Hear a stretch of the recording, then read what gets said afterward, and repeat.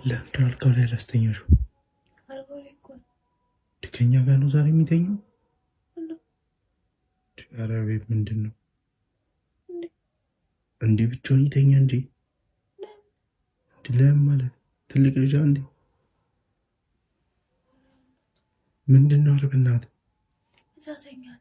የት እንዳልረሻት እንደዚህ እንዳልሽ ዛሬ እሱን ስታገኝ ከዳሽኛ ነኝ ምናምን እንዳላልሽ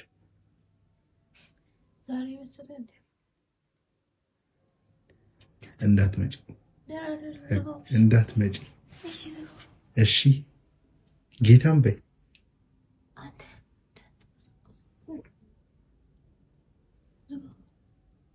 እሺ። ልትወድቁ እኮ ነው ደግሞ እንደ ሁሉ ቦታ ለኔ ነበር የተዋቸው። እንዳትመጪ ማርያም እንዳትመጪ። ደህና ደሩ